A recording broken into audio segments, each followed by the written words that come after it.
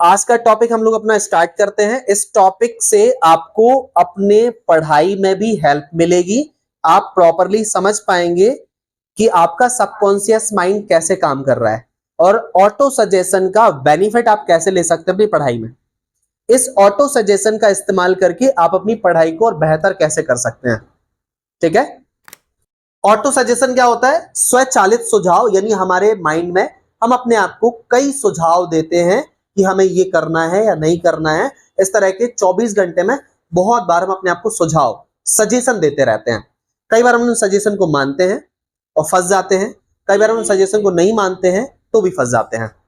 ठीक है, तो कौन सी सजेशन हमें एक्सेप्ट करना चाहिए और सजेशन बनती कैसे, आती कैसे, सही सजेशन कैसे आएगी, तो उस चीज को हम समझने की कोशिश करेंगे। स्वचालित सुझाव का अर्थ है अपने अवचेतन मन, सबकॉन्शियस माइंड। ये कॉन्शियस माइंड और सबकॉन्शियस माइंड क्या है, इसको हम दूसरी तीसरी स्लाइड में समझने वाले हैं। तो सबकॉन्शियस माइंड में किसी विचार को बार बार डालना ताकि वह हमारी सोच, विश्वास और आदतों का हिस्सा बन जाए। कॉन्शियस माइंड से बात हमारे सबकॉन्शियस माइंड में पहुंचती है और वो हमारा नेचर, बिहेवियर, आदत यानी हैबिट बन जाती है और इस तरीके से हमारा लाइफ जो है एक दिशा की तरफ आगे बढ़ने लगता है। यदि कोई छात्र बार बार कहे कि मैं गणित में कमजोर हूं तो उसका मस्तिष्क इस सुझाव को सच मानने लगेगा, उसे लगेगा ये सच है और वह वास्तव में गणित में कमजोर हो जाएगा। दूसरा होता है, लेकिन अगर ये वह हर दिन कहे मैं गणित में अच्छा हूं, भले ही वो कमजोर है, लेकिन वो अपने आप को ये सजेस्ट करे कि मैं एक अच्छा स्टूडेंट हूं, गणित में, मैथ्स में अच्छा हूं, तो इसे बेहतर करने की क्षमता रखता हूं और अगर अच्छा नहीं हूं तो और बेहतर कर सकता हूं, मेरे अंदर कैपेसिटी है, मैं कर सकता हूं, तो उसका दिमाग इस विचार को स्वीकार कर लेगा और उसकी परफॉर्मेंस में सुधार होगा। ठीक है, तो स्वचालित सुझाव या ऑटो सजेशन ऐसे काम करता है कि हम अपने आप को किस तरीके के थॉट्स सजेस्ट कर रहे हैं जो वो हमारी लाइफ और हमारे सबकॉन्शियस माइंड को इंपैक्ट डाल रहा है। ठीक है, आगे इसमें समझते हैं हम। एक साइंटिस्ट है सिगमंड फ्राइड, उनका सिद्धांत कहता है कि हमारा मस्तिष्क 3 भागों में बटा हुआ है। ठीक है, सिगमंड फ्राइड कहते हैं, ये साइकोलॉजिस्ट है, साइंटिस्ट हैं, जो ये कहते हैं कि हमारा ब्रेन 3 पार्ट में डिवाइड होता है। एक होता है चेतन मन, जिसको कॉन्शियस माइंड कहते हैं। एक होता है अवचेतन मन। चेतन मन या कॉन्शियस माइंड क्या करता है? जहां हमारे रोजमर्रा के विचार आते हैं, हम कुछ भी सोच रहे हैं, हमारे दिमाग में जो भी थॉट आ रहे हैं वो सब हमारे सबकॉन्शियस माइंड में चलते हैं। दूसरा होता है हमारा अवचेतन मन। एक हमारा कॉन्शियस माइंड होता है जिसमें हमारे जो थॉट्स है, विचार है, वो चल रहे हैं। दूसरा सबकॉन्शियस माइंड, अवचेतन मन, जहां हमारे विश्वास, हमारे थॉट्स और फीलिंग्स, हैबिट्स, ये सारी चीजें स्टोर होती हैं।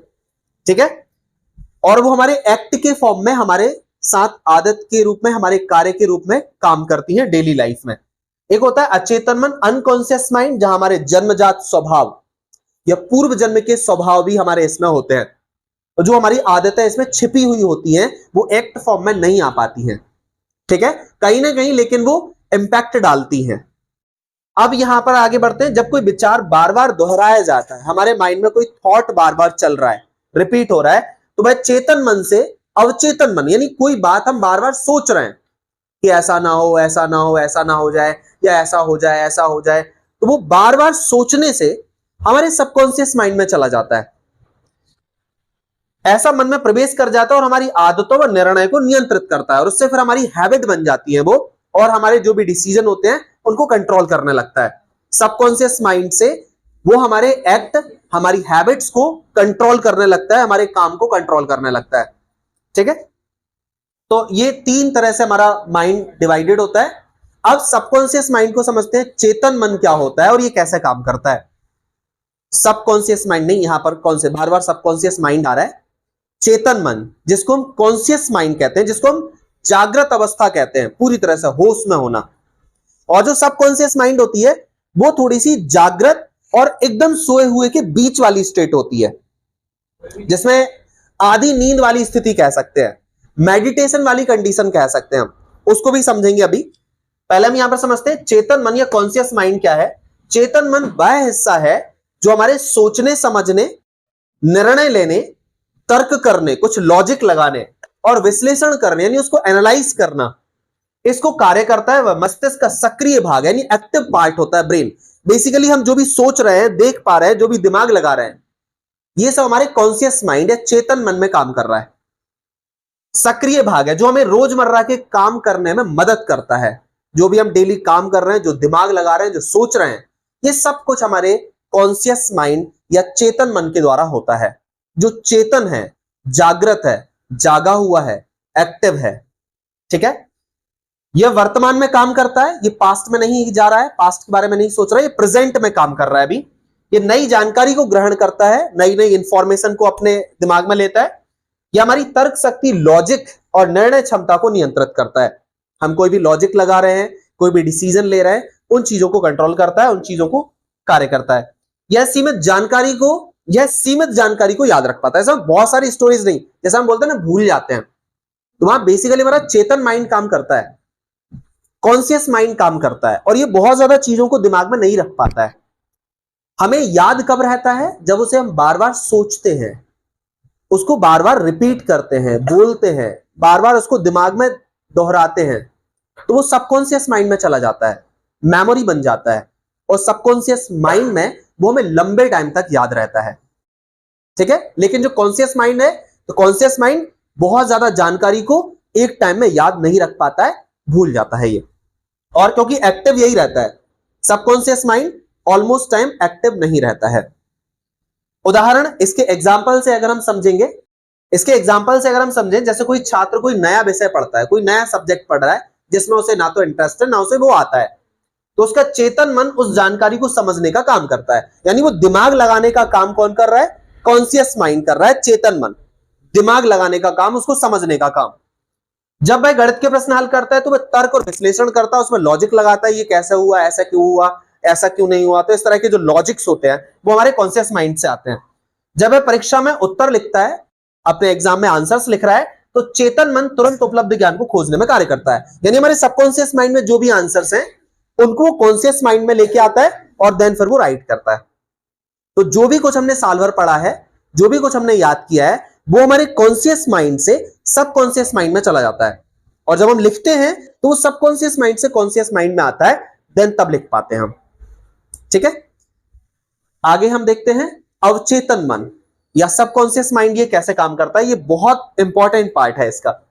अवचेतन मन मस्तिष्क का वह हिस्सा है जो हमारे विश्वास, भावनाओं और आदतों और यादों को इकट्ठा करके रखता है।